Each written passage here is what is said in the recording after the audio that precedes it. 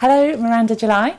Hello. Writer, director and star of The Future. Welcome to Flicks. Hi, we're here for an adoption. We can't release him until this comes off. He has about a month to go. The woman that was here before said that he only had 6 months left. If he bonds with you, he could easily hang on 5 years. I understand that the film actually came out of a performance piece. What was the inspiration behind the performance piece and then to make it into a film? Well, I do remember that when I was editing my first movie, which was, you know, a relatively hopeful comedy, I was actually in quite a dark place. I was going through a breakup, and I remember thinking, like, this feeling would be amazing to figure out how to do in a like novel way in a movie, you know. But I didn't want to go right into making a movie. I felt kind of self-conscious, and like, you know, the second movie, you feel like there's expectations and stuff. So I started making it as a performance, kind of with a mind that it might turn into a movie, albeit I thought like a way more avant-garde kind of performance movie. God, I always thought I'd be smarter. How much of the film is based in reality or actual experience? Really none of it. Yeah, it's not an autobiographical story, and I've done one thing once that had some real life in it, but I always work from what I'm feeling, but I come up with this fictional story and these characters to tell the feeling, and often I'm drawing from people I know, you know. But I definitely was thinking about mortality and a sense that time began to feel more finite than it was in my 20s. If we were dying in a month, we would definitely reprioritize. Right. So the internet's going to be turned off in the next hour. So the second you get in the door, you'll want to look up anything you need to look up. Christmas falls on a Tuesday this year. Don't look that Oh, up. I don't know. You appear like such an incredibly driven person, so it was interesting for me to think, what made you want to look at two such undriven people? Well, first of all, I think the flip side of like a really driven person sometimes is like a kind of paralysis that you're running from, you know? So like part of me feels like, well, I have to stay in constant motion because if I stop, I'll never move again. And that is a real fear. But I think probably any artist or writer, you know, grapples with that and has all their ways of getting out of that, as I do too.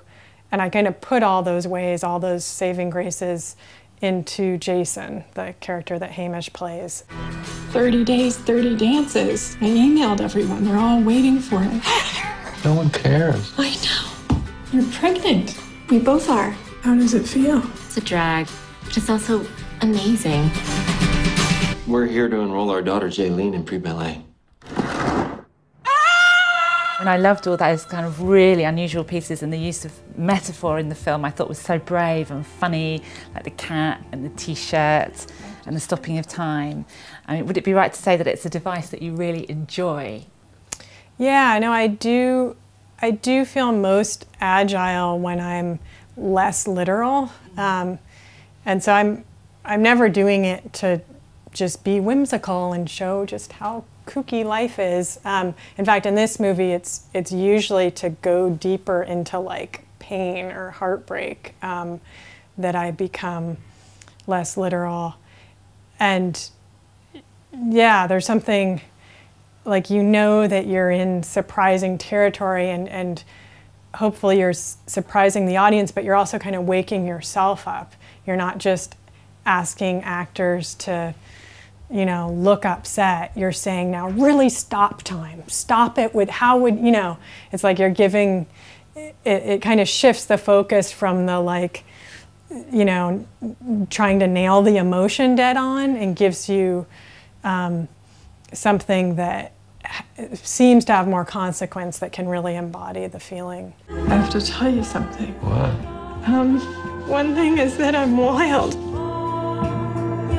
I love the male characters in the film, and Jason, beautifully played by Hamish Linklater, and with that stopping of time, I thought it was one of the best portrayals of grief that I think I've ever seen. Yeah, I mean, I met with so many people for that part, and that was usually what I had in mind, like, yes, they're funny and charming, but will I really believe that they could be enough in a dark place that they could stop time? And yeah, he has that too, like this real intensity that he's not afraid of. And in fact, that was the part that I was most kind of hands-off with. Like, I remember him just kind of giving me an indication, like, let me just do this, you know? And he's clearly drawing from something. And plus, I was under that blanket half the time anyways. That part seemed very intuitive to him. And also, I really enjoyed the old man, Joe, who had such amazing eyes and this amazing open face. And I understand that he wasn't an actor and that he's unfortunately died, but in a way, what a brilliant testament.